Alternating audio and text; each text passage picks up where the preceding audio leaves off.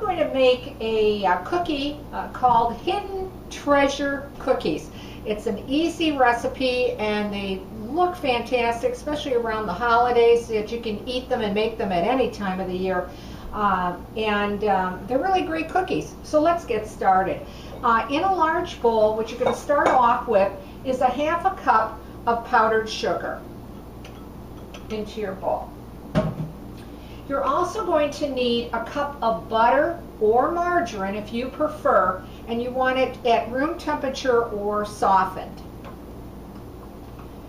And you can do this recipe, of course, with your hand mixer or your stand.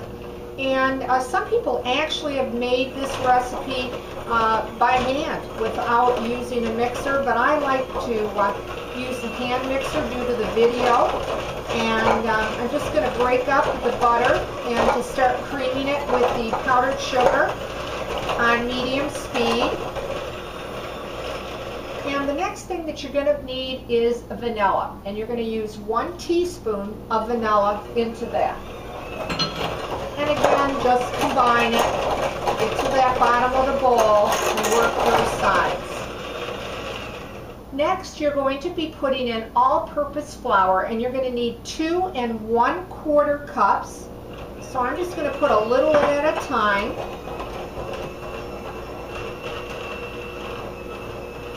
And I'm at medium speed. It'll start to form like a crumb mixture, a dry, moist crumb mixture. Put a little bit more of my flour in. And this shouldn't take you really too long to put it together. Once you have everything set up, ready to go. Should be a pretty quick recipe. And you're also going to put in a half a cup of chopped nuts.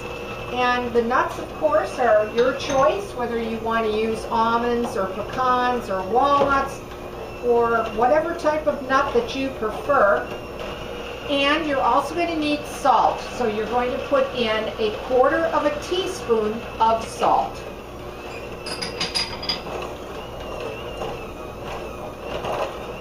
And then just combine it together.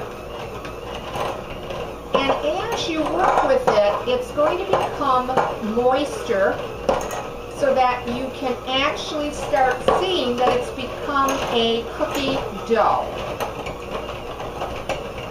And that's about it. So we'll put that aside. And as you can see, it has formed a cookie dough. And there we have it, right there, okay? And what I like to do is just take out about a teaspoon of your dough. And what I like to do is I just make like a little pocket or hole inside of it. And I use anywhere from a 1/4 cup to a half a cup of the mini chocolate chips. And I fill that up. And then just close it, mold it with your fingers, and then just roll it till it forms a ball. Now, if you don't want to use chocolate chips to fill inside, you could cut up cherries, maraschino cherries, or you could even put caramels. Take about 12 caramels and cut them into, so each caramel is 4 pieces. You can put into them. So whatever you think that you might want to put inside the cookie. And then on an ungreased cookie sheet, just place your 1-inch cookie ball. Let's make one more here. Again, I take about a teaspoon. You can measure it with a teaspoon or just kind of judge. And I make a little well or a hole inside my little cookie dough, and then just grab a bit of the mini chocolate chips, depending how many you want to put in there. And then just fold it over, mold it with your fingertips, and then roll it between the palms of your hand, and you'll have a nice 1-inch ball. If you aren't covering the chocolate chips, just take another little piece of raw dough, place that on top, mold it, and roll it, and then you have a nice 1-inch ball.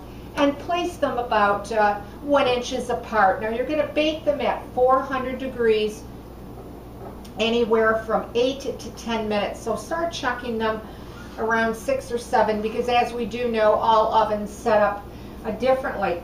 Now once that they're baked, I want to show you what they're going to look like when they come out. And they're going to look like this. Now what I like to do is, once they become warm, not hot but warm, just have ready about 1/2 cup of powdered sugar and actually roll them in the powdered sugar.